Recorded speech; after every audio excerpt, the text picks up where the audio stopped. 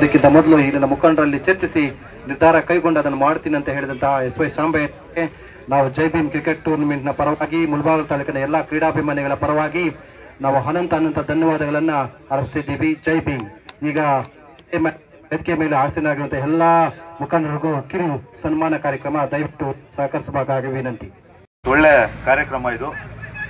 ಯಾವುದೇ ರಾಜಕೀಯ ದುರುದ್ದೇಶದಿಂದ ಇಲ್ಲಿ ಯಾರು ಬಂದಿಲ್ಲ. ಒಳ್ಳೆಯ ಕ್ರೀಡೆ ಅಭಿಮಾನಿಗಳಾಗಿ ಇಲ್ಲಿ ಭಾಗವಹಿಸಿದ್ದೇವೆ. ದಯವಿಟ್ಟು ಇದನ್ನು ಮನಗಾಣಬೇಕು ಪ್ರತಿಯೊಬ್ಬರು ಸಹ. ಮತ್ತೆ ನಾನು ಶಾಮಯ್ಯನವರಲ್ಲಿ ಇನ್ನೊಂದು ವಿಚಾರವನ್ನು ತಿಳಿಸ್ಲಿಕ್ಕೆ ಇಷ್ಟಪಡ್ತೇನೆ.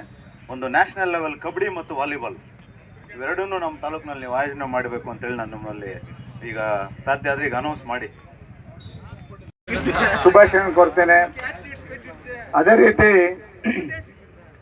ಏನು ನಮ್ಮ ಮುಳಬಾಗಿಲಿನಲ್ಲಿ ಜೈ ಭೀಮ್ ಕಪ್ ಅನ್ನ ಯಾಕೆ 24, 25, 26ನೇ ತಾರೀಕೆ ನಡೆಸ್ತೀವಿ ಅಂದ್ರೆ ಈ ಜೈ ಭೀಮ್ ಅನ್ನೋದಕ್ಕೆ ಒಂದು ಅರ್ಥಗರ್ಭಿತವಾಗಿರ್ಬೇಕು ಅಂತ. ಏನು ನಮ್ಮ ಭಾರತದ ಸಂವಿಧಾನ ಬರೆದಂತ ಡಾಕ್ಟರ್ BR ಅಂಬೇಡ್ಕರ್ ಅವರು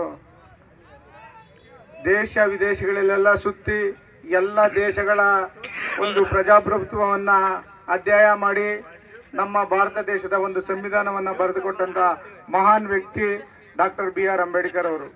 ಇವತ್ತು ಅವರು ಏನು ಸಂವಿಧಾನ ಕೊಟ್ಟಂತ ದಿನ, ಸಂವಿಧಾನವನ್ನ ಭಾರತ ಸರ್ಕಾರ ಇವತ್ತು ತೆಗೆದುಕೊಂಡು ಇವತ್ತು ನಮ್ಮ ಒಂದು ಭಾರತಕ್ಕೆ ಸ್ವತಂತ್ರ ಬಂದ ಮೇಲೆ ನಮ್ಮದೇ ಆದಂತ ಒಂದು ಸಂವಿಧಾನ ಇರಬೇಕು ಅಂತ ಹೇಳಿದಾಗ ಬ್ರಿಟಿಷರ ಮುಂದೆ ಆ ಬ್ರಿಟಿಷರು ಒಂದು ಸಲಹೆ ಕೊಡ್ತಾರೆ. ನಿಮ್ಮ ದೇಶದಲ್ಲೇ ಇದ್ದಾರಲ್ಲ ಒಂದು ಸಂವಿಧಾನ ಬರೆಯುವಂತ ವ್ಯಕ್ತಿ, ಅವ್ರನ್ನ ಬಿಟ್ಬಿಟ್ಟು ನೀವು ಯಾರ್ಯಾರನ್ನ ಹುಡುಕ್ತಾ ಇದ್ದೀರಲ್ಲ ಅಂತ ಕೇಳ್ತಾರೆ. ಯಾರ ವ್ಯಕ್ತಿ ಅಂತ ಕೇಳಿದಾಗ ಅಂಬೇಡ್ಕರ್ ಅವ್ರ ಹೆಸರು ಹೇಳ್ತಾರೆ. ಆಗ ಒಂದು ರಾಷ್ಟ್ರಪತಿ ಒಂದು ನೇತೃತ್ವದಲ್ಲಿ ಒಂದು ಕರಡು ಸಮಿತಿಯನ್ನ ರಚನೆ ಮಾಡ್ತಾರೆ. ಆ ಕರಡು ಸಮಿತಿಯ ಒಂದು ರಚನೆ ಮಾಡಿದಂತ ಸಂದರ್ಭದಲ್ಲಿ ಅಂಬೇಡ್ಕರ್ ಅವರನ್ನ ಅಧ್ಯಕ್ಷರಾಗಿ ಮಾಡ್ತಾರೆ.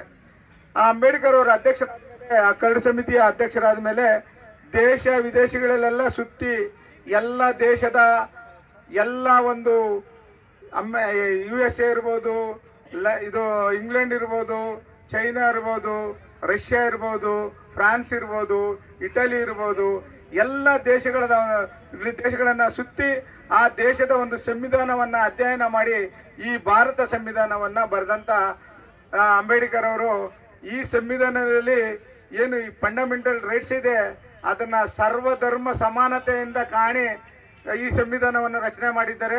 ಅದು ಏನಂದ್ರೆ ಸಮಾನತೆ ಇರಬೇಕು. ದೇಶದ ಯಾವುದೇ ಒಂದು ಮೂಲೆಯಲ್ಲಿ ಯಾವ ವ್ಯಕ್ತಿಗೂ ಸಮಾನತೆ ಇದೆ ಅಂತ ಈ ಫಂಡಮೆಂಟಲ್ ರೈಟ್ಸ್ ಅಲ್ಲಿ ತೋರಿಸಿದ್ದಾರೆ. ಎರಡನೇದು ಸ್ವತಂತ್ರತೆ ಹಕ್ಕು. ಸ್ವಾತಂತ್ರ್ಯತೆ ಯಾವುದೇ ಒಂದು ರಾಜ್ಯದ ವ್ಯಕ್ತಿ ಯಾವುದೇ ಒಂದು ಮೂಲೆಯಲ್ಲಿ ಹೋಗಿ ಸ್ವತಂತ್ರವಾಗಿ ಅವನು ಜೀವನ ಮಾಡಬಹುದು ಅಂತ ಈ ಸಂವಿಧಾನದಲ್ಲಿ ಕೊಟ್ಟಿದ್ದಾರೆ. ಅದು ಎಲ್ರಿಗೂ ಕೊಟ್ಟಿದ್ದಾರೆ, ಒಬ್ಬರಿಗೆಲ್ಲ. ಇಂಥದೇ ಜಾತಿ ಇಂಥದೇ ಧರ್ಮ ಅಂತ ಯಾರಿಗೂ ಇಲ್ಲ. ಎಲ್ಲ ಸರ್ವಧರ್ಮ ಸಮಾನತೆ. ಮುಸ್ಲಿಂ ಆಗಿರ್ಬೋದು, ಕ್ರಿಶ್ಚಿಯನ್ ಆಗಿರ್ಬೋದು, ಬೌದ್ಧರಾಗಿರ್ಬೋದು, ಪಾರ್ಸಿಗಳಾಗಿರ್ಬೋದು, ಹಿಂದೂಗಳಾಗಿರ್ಬೋದು, ಯಾವುದೇ ಒಂದು ಜಾತಿ ಆಗಿರ್ಬೋದು, ಆ ಕೆಳಜಾತಿಯಿಂದ ಮೇಲ್ಜಾತಿಯವರೆಗೂ ಅವ್ರು ಯಾವುದೇ ಒಂದು ಇದರಲ್ಲಿ ಅವ್ರಿಗೆ ಯಾವುದೇ ಸ್ವತಂತ್ರಕ್ಕೆ ಧಕ್ಕೆ ಬಂದ್ರೆ ಅದನ್ನ ಶೋಷಣೆ ಆದ್ರೆ ಅದನ್ನ ವಿರೋಧ ಮಾಡೋ ಹಕ್ಕು ಕೂಡ ಕೊಟ್ಟಿದ್ದಾರೆ. ಅದೇ ರೀತಿ ಶಾಸಕಾಂಗದ ಹಕ್ಕು ಕೊಟ್ಟಿದ್ದಾರೆ, ನ್ಯಾಯಾಂಗದ ಹಕ್ಕು ಕೊಟ್ಟಿದ್ದಾರೆ. ಲಾಸ್ಟ್ಗೆ ನ್ಯಾಯಾಂಗ ಯಾವುದೇ ಒಂದು ತಪ್ಪನ್ನ ಮಾಡಿದ್ರು ಸರಿ ಸಮಾನತೆಯಿಂದ ಕಾಣುವಂತ ಹಕ್ಕನ್ನ ಅದು ನಮ್ಮ ದೇಶದಲ್ಲಿ ಇದೆ ಅಂದ್ರೆ ಅದು ನಮ್ಮ ದೇಶದಲ್ಲಿ ಮಾತ್ರ. ಯಾಕಂದ್ರೆ ಇಡೀ ಪ್ರಪಂಚದಲ್ಲೇ ಯಾವುದನ್ನ ಒಂದು ಸಂವಿಧಾನ ಬಲಿಷ್ಠವಾಗಿದೆ ಅಂದ್ರೆ ಅದು ಭಾರತದ ಸಂವಿಧಾನ, ಡಾಕ್ಟರ್ BR ಅಂಬೇಡ್ಕರ್ ಕೊಟ್ಟಂತ ಸಂವಿಧಾನ ಅಂತ ನಾವು ಹೇಳೋದಕ್ಕೆ ಬಹಳ ಹೆಮ್ಮೆ ಆಗ್ತದೆ. ಅಂತ ಮಹಾನ್ ವ್ಯಕ್ತಿಯ ಒಂದು ಹೆಸರಿನ ಒಂದು ಇಟ್ಟು ಜೈ ಭೀಮ್ ಕಪ್ ಅನ್ನ ಇವತ್ತು ಮುಳಬಾಗಿಲಿನಲ್ಲಿ IPL ಮಾದರಿನಲ್ಲಿ ಮೊದಲನೇ ಸೀಸನ್ ಅನ್ನ ನಡೆಸಿಕೊಟ್ಟಿದ್ದೇವೆ. ಇದರಲ್ಲಿ ಅನೇಕ ತಂಡಗಳು ಬಂದು ಭಾಗವಹಿಸಿ ಇದರಲ್ಲಿ ಇವತ್ತು ಕೊನೆಯ ದಿನ ಮೊದಲನೇ ಸ್ಥಾನವನ್ನ ನಮ್ಮ ಭೀಮರಾವ್ ಪರಕಾಷ್ಠಿ ಅವರು ಸೋತಿರ್ಬೋದು, ಆದ್ರೆ ಮುಂದಿನ ದಿನ ಗೆಲುವಿರ್ತದೆ. ಅದನ್ನ ನಾವು ಬಿಡದೆ ಆಡಬೇಕು. ಈಗಾಗಲೇ ನಮ್ಮ ಅರವಿಂದ್ ಅಣ್ಣವ್ರು ಹೇಳಿದ್ರು ಏನಂತ, ನಾವು ಯಾವುದೇ ಒಂದು ಕ್ರೀಡಾ ಮನೋಭಾವನೆಯನ್ನು ಸ್ಪೋರ್ಟಿವ್ ಆಗಿ ತಕೊಂಡು ಆಡಿದ್ರೆ ನಮಗೆ ಆರೋಗ್ಯವಾಗಿ ಇರ್ತೀವಿ.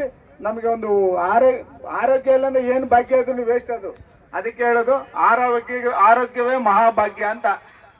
ಇಷ್ಟು ಮಾತನಾಡಲು ನನಗೆ ಅವಕಾಶ ಮಾಡಿಕೊಟ್ಟಂತ ಎಲ್ರಿಗೂ ವಂದಿಸುತ್ತಾ ನನ್ನ ಮಾತನ್ನ ಮುಗಿಸ್ತಾ ಇದ್ದೀನಿ.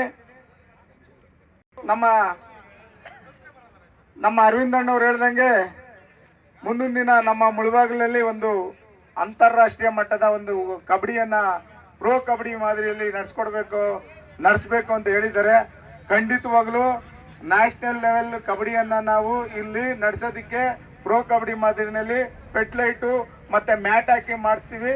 ಎಲ್ಲ ನನಗೆ ಎಲ್ಲ ಬೆಂಬಲ ಕೊಟ್ಟಂತ ಎಲ್ರಿಗೂ ಇದು ನಡೆಸೋದಕ್ಕೆ ಬೆಂಬಲ ಕೊಡುವಂತ ಎಲ್ರಿಗೂ ವಂದಿಸ್ತಾ ಒಂದ್ಸರಿ ನಾವು ಚರ್ಚೆ ಮಾಡಿ ಎಲ್ಲಾನು ಕುತ್ಕೊಂಡು ಯಾವ ರೀತಿ ಮಾಡ್ಬೇಕಂತ ಪ್ಲಾನ್ ಮಾಡಿ 100% ಮಾಡ್ಕೊಡ್ತೀನಿ ಅಂತ ಈ ಸಂದರ್ಭದಲ್ಲಿ ಹೇಳ್ತೀನಿ.